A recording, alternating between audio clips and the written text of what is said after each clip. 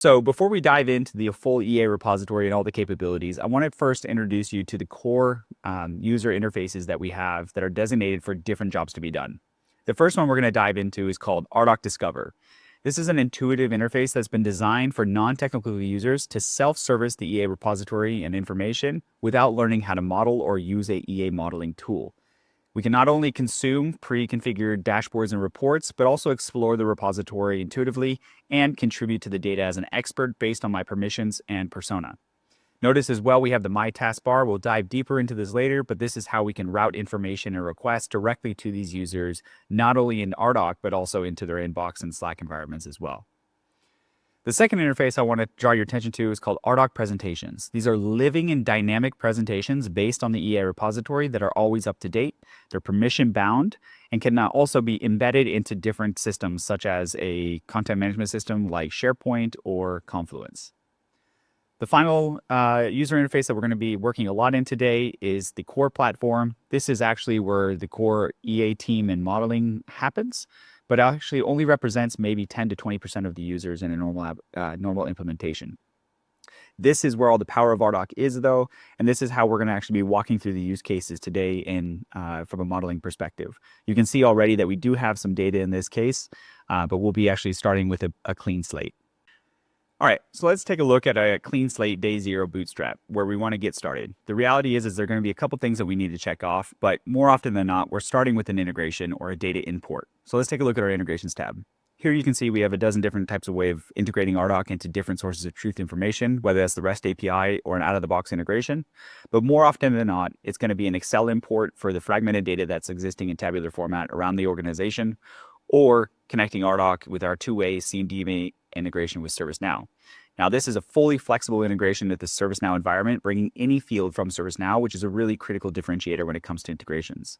In addition to that, people typically are starting with their Active Directory to not only set up their SSO, but also to bring in people data. So Azure Active Directory, or Intra as they call it today, is going to be a critical source of information around the people, which we'll leverage later for both workflows and impact assessments.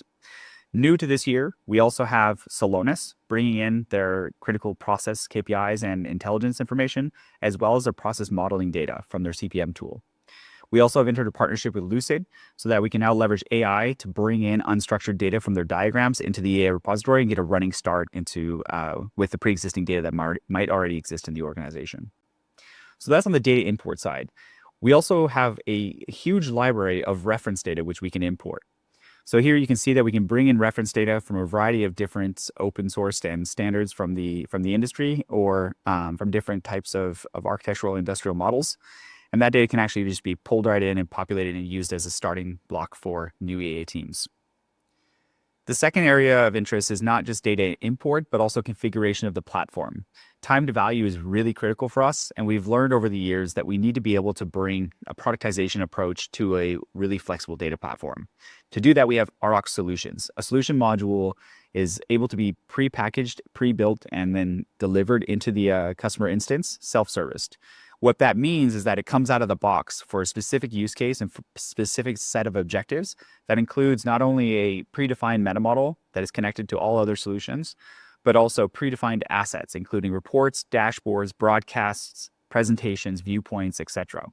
And the reason for that is that most often than not, customers have the same type of objectives at hand and would like at least a starting block to be able to build from.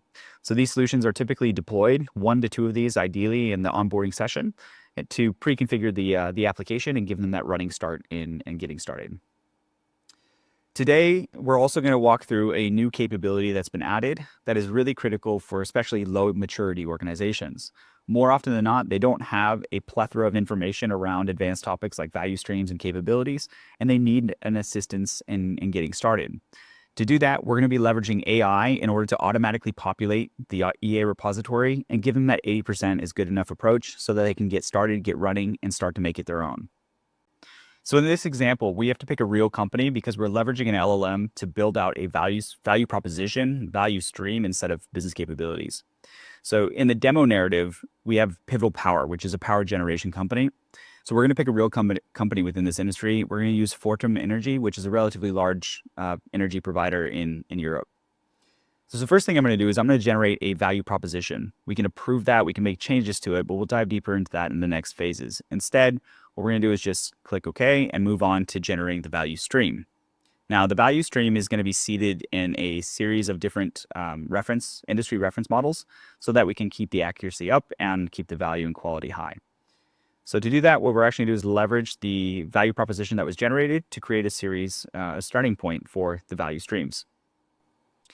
Now, this value stream is actually being generated into a scenario. A scenario, it creates basically a branch, which allows us the capabilities to make changes, to edit it, as well as to approve it and merge it back into the mainline. So we'll merge this, we'll commit this into the repository, and then we'll move on to the next step, which is around the business capabilities.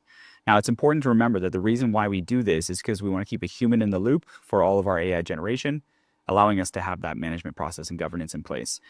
So now that this is pushed back into the main repository, we can leave our scenario and go back into our solution. Again, we're just getting started, right? So now we need to move on to the capability map. We're going to use this value stream to generate the capability map. We create a 4-level capability map for our organization. We can go through it here in the scenario and make changes. But let's say this looks okay, and we're going to push this also back into our main EA repository. The final step will be to connect these things. So now we join our value stream and our capability map into one connected knowledge graph. The AI generation, while it is good, sometimes is going to be a bit unreliable. So we want to make sure that we can do the appropriate changes and keep that human in the loop throughout this entire process. Once we're happy, we can actually push the changes to the connections between the value stream and the capabilities also back into the mainline repository. Within a few clicks, we've gone from 0 data around our business architecture to actually articulating what our value proposition is, what our value streams are, and what our key capabilities are going to be. Now, again, this is not 100% done, but it gives architects that running start so that they can actually start focusing on the quality work that they need to do. So while we've used Ardoq's best practices when it comes to configuration of the Metamodel, and we've used AI in order to populate that Metamodel, let's show you real quickly about flexibility. Flexibility is a really critical aspect when it comes to the journey of maturity for any EA team. They need the ability to extend and contract their Metamodel over time without the help of developers, without the help of vendors, and be able to do this and govern this in an appropriate way. So as an admin within this repository, I can change this Metamodel on the fly, and all of my reports, dashboards, and visualizations will automatically be set up to be able to actually use this new Metamodel and still have the core capabilities out of the box. So first off, let's just edit a field. Here we can remove a field, we can add a new field. In addition to that, we can change our types. So we can add a new type, we can remove a type, and we can change the name of a type. This is really basic stuff in the Ardoq sense because we have a flexible data platform, but in many other situations, a vendor is going to require you to reconfigure the platform via code, vendor support, or developer support. Now, we can see all this as well in our new inventory mode. This is also something new to this year to help improve that usability and getting oversight, and also gives us a much easier UI to do bulk data changes. Just some typical out-of-the-box type of functionality that are going to be really critical in that getting started phase. Ardoq has full support for trend spotting. Here we can see a number of trends which have been identified, and these trends can be classified in a variety of ways to let us understand and analyze and view them. We set up trend cards to understand both the quantitative and the qualitative analysis. New to this year is the ability for us to actually filter these out dynamically within our reports so that we can leverage that tapestry model in order to get a better insight into our trend list. All right, so we have trend spotters in our organization, and they've been identifying this information. And we need to be able to use this to start kicking up a process to be able to identify and derive our capability-based planning. Right now in our data, we don't have any connections between our trends and the capabilities. So let's make this happen. We have a concept of broadcast where we leverage people in the graph to identify and notify them and request for new information. In this case, I'm sending a message to all trend owners or trend spotters. And this again is based on how they've been connected to the data, as well as what they've been interacting with. So the question is, what are the likely business capabilities that we should be worried about in regards to this trend? So I've sent out the message. And if I go back into Discover as one of these users, I'll now have a new task in my inbox. Going to that, I can actually analyze the trend. For this example, I'm being asked for information around extreme weather events, and I can identify what the likely impact to our organization will be. So I'll say that it's going to hit our outage management. I'll submit this, and we can go back to our data. Now, notice that this connection now has been made live in the EA repository. It's really critical because this dynamic information is always going to be up to date and populated, so everybody's looking at the same source of truth. The next step is going to be able to kick off the process for capability-based planning. All right, let's do the analysis. I'm going to start with the business consultative perspective. New for this year is our business health check solution, where we implement a version of the viable system model in order to help architects do the analysis of business operations and help facilitate how the organization should do that analysis themselves. We can set up a number of health checks, but for this example, we're going to dive into the results of one. In the viable system model, we classify different parts of the business operations, different parts of how a capability works in terms of different systems. One to represent the intelligence, so the research and the ability to do external coordination. There's also the internal operations and technical support, and one for policy and governance. What we do in Ardoq is we help identify these system owners and facilitate the communication between all of these different stakeholders and help them identify the improvements that need to happen for this specific capability. In this case, we've run a set of surveys to ask the experts in their area to identify where they believe they have concerns or considerations that need to be addressed when dealing with this particular trend. So in the terms of the 5 different systems, our experts identify what they're concerned about in quite a bit of detail. The goal is to not automatically solve these problems, but to facilitate better communication between the business stakeholders. So really helping that enterprise architect become a business consultant. So based on the concerns that we've collected, we set up an agenda for the workshops. And in those workshops, we identified different capability gaps. Here, we see the results of a particular capability gap analysis. They've identified their concerns from 2 different perspectives. And for the outage management, they've identified a set of capability gaps.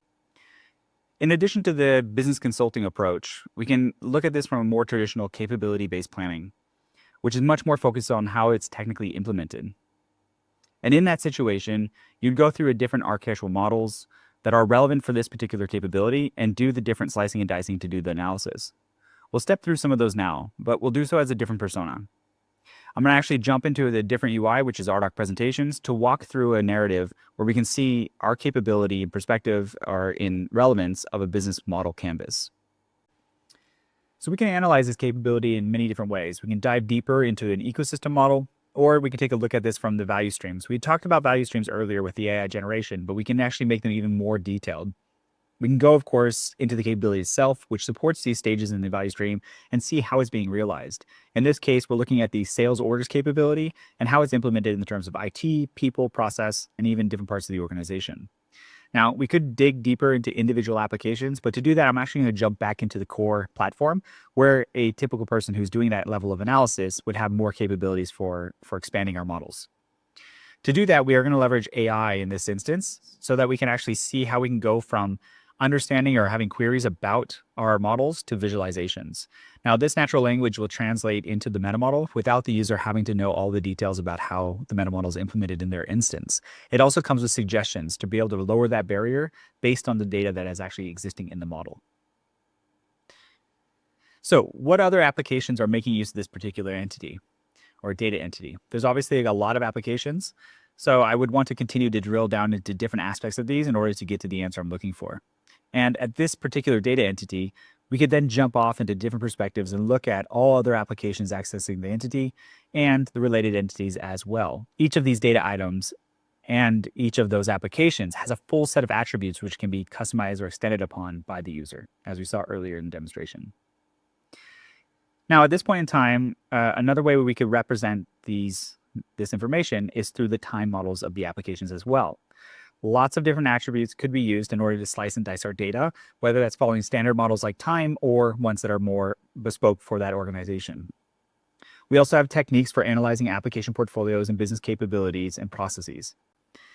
So in this case, we're showing the results of doing a solution health check. This is also a new solution we've developed and deployed this year. We've done an architecture review on this particular application, which supports the capability.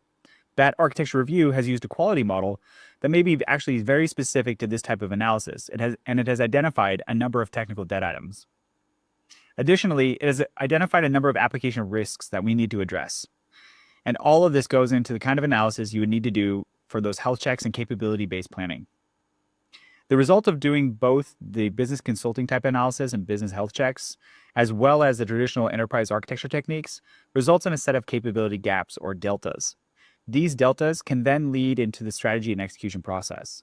Here we can compare and connect them to different business strategies and objectives. We can compare them to different ongoing initiatives that are happening around the organization, and the deltas themselves can have their own attributes. We can then analyze or assess our capability deltas in many different ways, whether they're affecting capabilities at market, differentiating capabilities with high and low maturity in a specific industry or within a market. Within the organization, we can also then present them in different perspectives, showing them in terms of maturity, showing them in terms of gaps, in terms of cost, or even in terms of investment levels. And most importantly, what are the expected benefits and perhaps even risks, highlighting the amount of investment needed and the amount of benefit they're likely to get when they finally do address these capability deltas. To identify all the different trends in the market and the industry, classify them, be able to use that to drive capability-based planning, and then be able to look at this from not only a traditional enterprise architecture perspective, but also through a business consultative perspective as well, identifying where we should make the changes, and then what would drive us into a use case 2 where we're actually going to be looking at the roadmap.